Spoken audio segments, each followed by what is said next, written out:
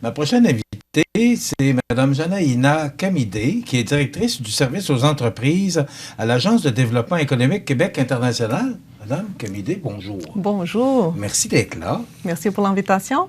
Merci. Madame Kamidé, vous étiez à Montmagny le jeudi 16 juin pour rencontrer des entrepreneurs dans le cadre du recrutement à l'international. D'abord, expliquez-nous, c'est quoi le recrutement à l'international? Le recrutement international, en fait, actuellement, on vit un contexte de pénurie de travailleurs locaux. Donc, le recrutement à l'international se place comme une des pistes de solution, une alternative pour les entrepreneurs qui sont en train de vivre cet enjeu-là. Et notamment, on était ce matin avec un groupe d'entreprises. Une quinzaine d'entreprises se sont présentées ce matin au bureau de la MRC de Montmagny. Et on a pu, en fait, parler de ces sujets, démystifier un peu le recrutement à l'international. C'était fort intéressant, je pense, les échanges que nous avons eus. Il y a une pénurie de main-d'œuvre au Québec, au Canada aussi. Quand on parle de recrutement international, est-ce qu'il y a autant de monde que ça à l'international pour satisfaire les besoins qu'on a chez nous? En fait, quand on va à l'international, bien entendu, on n'est pas toute seule à recruter à l'international. Parfois, on est un peu en compétition, soit avec des grandes villes, même avec d'autres pays, d'autres territoires. Cependant, ce que nous faisons chez Québec International, nous recrutons, nous aidons les entreprises recrutées à l'international depuis 2008. Et nous faisons ça en partenariat avec le gouvernement du Québec, par exemple, notamment le déploiement de ce que nous appelons mission de recrutement à l'international, qui s'appelle Journée Québec à l'international. Mais qu'est-ce qu'on fait? En fait, on va d'abord vérifier quels sont les territoires porteurs. Quels sont les territoires où on va voir des candidats qui sont intéressés pour le processus d'immigration, qui sont aussi qualifiés, qui ont les expériences pertinentes, la formation pertinente. Donc, on cible davantage les territoires qui on pense, qui on croit, parce que nous avons déjà testé avant vraiment les potentiels qui sont vraiment porteurs pour notre région. Donc, on s'en va où il y a vraiment beaucoup de monde qualifié avec les profils qu'on cherche. Au niveau des besoins des entrepreneurs, bon, vous avez rencontré une quinzaine d'entrepreneurs jeudi matin. Est-ce que, d'abord, les besoins diffèrent, les besoins en formation, les besoins aussi au niveau de l'employeur? Là, est-ce que vous réussissez à combler les besoins pour ces entrepreneurs? Parce que les besoins sont grands, on le sait. Là. Oui. Et c'est très diversifié. Et les secteurs d'activité sont grands aussi. C'est pas facile, ce que vous faites comme démarche. C'est un beau défi, mais nous accompagnons environ 400 entreprises par année. Et nous faisons ça depuis longtemps. Donc, on a développé une expertise dans ce sens. Et bien entendu, c'est pas facile. L'objectif de notre rencontre, par exemple, avec les entreprises, c'est pas de dire que c'est facile, mais c'est faisable. C'est pour ça que plusieurs entreprises le font année après année. On sent comme une partie de leur stratégie vraiment pour le recrutement. C'est pas facile, mais c'est faisable. Il faut être bien entouré, des partenaires crédibles, des experts dans la matière, qu'on puisse bien orienter, parce que, comme vous venez de mentionner, les besoins sont vraiment différents. Il y a des postes de journaliers, il y a des postes de mécaniciens, il y a des postes dans le secteur de la restauration. Le niveau de compétences requises, des formations, elle est différente. Mais au-delà de toute l'organisation des missions de recrutement à l'international, d'abord, on va être à l'écoute des entreprises. On fait ce que nous appelons des diagnostics en entreprise pour dresser un portrait juste. Quels sont les besoins et comment on peut répondre? C'était ma prochaine question, parce qu'aujourd'hui, vous avez rencontré une quinzaine d'entrepreneurs, mais après ça, c'est un service plus personnalisé. Exactement. Vous allez dans l'entreprise pour vraiment voir c'est quoi l'entreprise, qu'est-ce qu'on fabrique, quels sont les besoins au niveau des employés qu'on recherche. Là, vous allez plus à fond. Là. Exactement. Aujourd'hui, c'était vraiment une rencontre d'information. C'est vraiment pour sensibiliser les entreprises. Et nous avons dressé un portrait vraiment global de recrutement à l'international.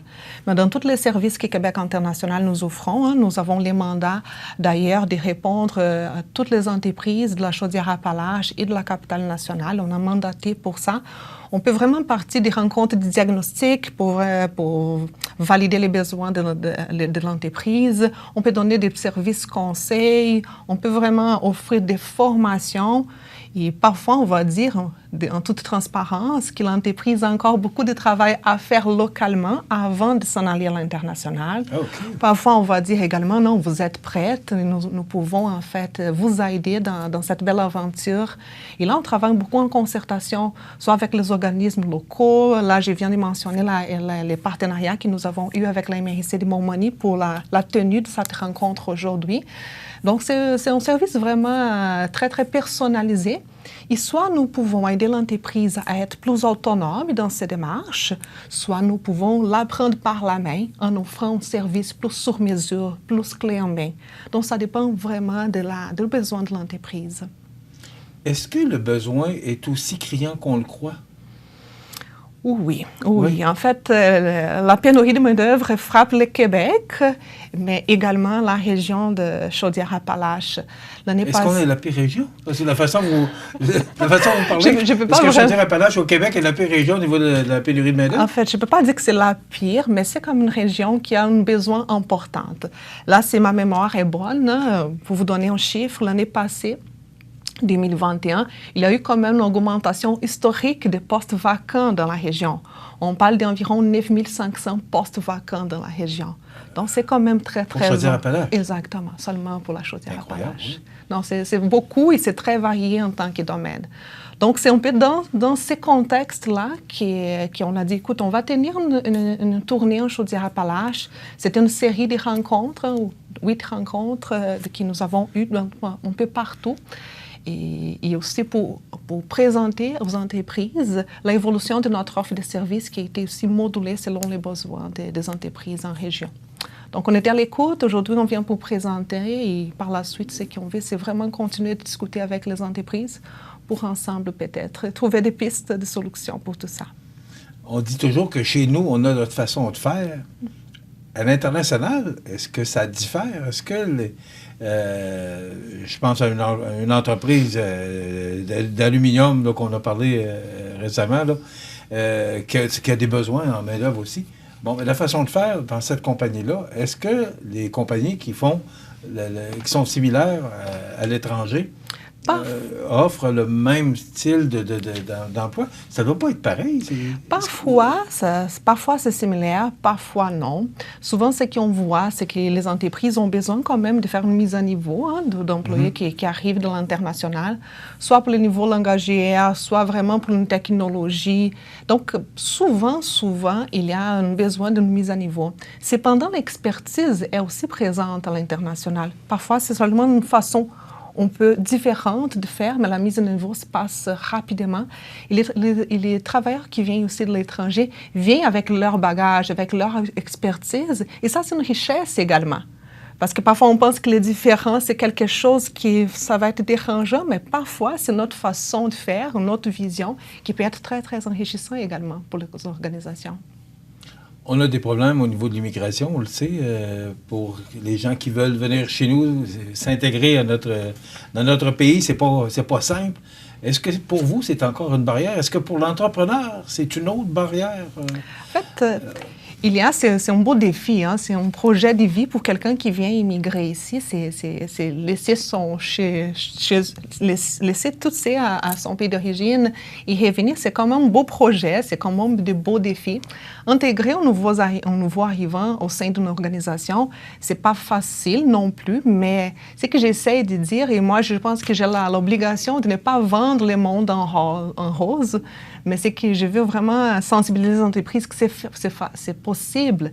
90% des immigrants qui ont choisi notre région pour venir s'installer restent sur le territoire. C'est-à-dire qu'à chaque 10 personnes qui viennent, 9 prennent la décision d'y rester. Donc ça, c'est déjà une belle réussite. Et ce n'est pas seulement le travail de Québec International, c'est tout l'écosystème, les joueurs locaux, les entreprises qui mettent des efforts. Donc, il faut quand même y penser. Je me répète, je m'excuse, mais il faut y penser. C'est un beau projet, mais c'est payant à la fin. Il y a des entreprises qui collaborent avec Québec International depuis des années. Et ce qu'on constate, que elles sont là année après année. Une, c'est parce que l'enjeu est toujours présent. Et malheureusement, l'enjeu de pénurie de travailleurs ne va pas finir demain matin. On a encore pour plusieurs années. Mais les entreprises qui ont cru à ça, elles sont capables de voir la valeur ajoutée de tout ça, donc reviennent. Et il y a des entreprises qui, en parallèle à leur stratégie de recrutement local, vont toujours avoir des cohortes de travailleurs internationaux qui arrivent un peu pour faire ça ensemble, disons.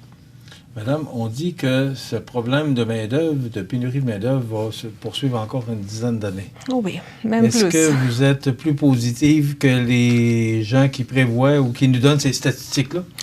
Écoute, en fait, moi, je me base également pour ces statistiques. Chez Québec International, nous avons des équipes d'économistes qui nous sortent toujours ces données. Et ce n'est pas pour faire peur aux entrepreneurs, pas du tout. C'est pour bien les conseiller. En fait, si on regarde même les côtés démographiques, à chaque tranche de 100 personnes qui sont prêtes à partir en retraite, il y a seulement 66% des jeunes qui rentrent dans les marchés de travail. Donc, c'est 100 personnes qui sortent, qui partent, pour 66 qui rentrent dans les marchés. Donc, c'est sûr que la balance, elle n'est pas équilibrée, disons, et ça va poursuivre pour les prochaines années. Mais le but, c'est vraiment de dire, écoute, le recrutement international peut être une voie, peut être une des solutions. Pas la solution magique, mais une des solutions vraiment à y penser. L'autre solution serait la robotisation? Oui, effectivement. Est-ce que vous conseillez aux entrepreneurs? Parce que ça va vous faire perdre votre emploi un jour. Mais non, pas du tout. Je pense que ce sont des choses, en fait, une entreprise doit mettre en parallèle. Ce sont des stratégies. Au tout début, j'avais dit que le recrutement à l'international, c'est une des pistes, mais vous venez toujours de mentionner une autre super belle piste une piste de solution. Et chez Québec International, là, en tant qu'agence de développement économique, on a notamment les mandats d'attraction et rétention des talents, mais nous avons également d'autres mandats pour lesquels nous pouvons également accompagner les entreprises pour tous les virages numériques, etc. OK, c'est pas que seulement que de la recherche d'emploi ou de... Non, en fait, c'est beaucoup plus large. C'est plus large que ça. Nous sommes une agence de développement économique et on est là vraiment pour veiller à la croissance économique des entreprises. Donc, nous accompagnons les entreprises pour plusieurs mandats. Commercialisation et exportation, tous les volets, en fait, des virages numériques que j'ai mentionnés, attraction d'investissements étrangers, c'est très, très large comme service que nous pouvons offrir. Aujourd'hui, je suis mieux placée pour parler du mandat d'attraction et rétention des talents, mais mon message, c'est que tous les entrepreneurs qui ont besoin, en fait, de repenser son modèle d'affaires peuvent faire affaire avec nous, nous consulter parce que nous avons des spécialistes qui peuvent peut-être guider les entrepreneurs pour d'autres volets qui est les volets de main-d'œuvre. Comment vous avez reçu cette rencontre-là avec les entrepreneurs jeudi matin? Est-ce que vous êtes... comment vous voyez ces gens-là? Inquiets? Rassurés de rencontrer des gens comme vous qui vont trouver d'autres pistes pour les aider à accomplir leurs besoins? Comment vous recevez ça, ces rencontres? Premièrement, je pense que les entrepreneurs sont un peu soulagés parce que c'est une rencontre très conviviale. Donc, ils ont pu poser plusieurs questions, ont eu des échanges aussi, des enjeux, sont un peu soulagés dans le sens de voir qu'ils ne sont pas les seuls à vivre ces enjeux-là. Sont aussi, on peut rassurer de savoir qu'il y a des entrepreneurs qui font ça depuis des années parce qu'on recrute, on supporte les entreprises depuis 2008.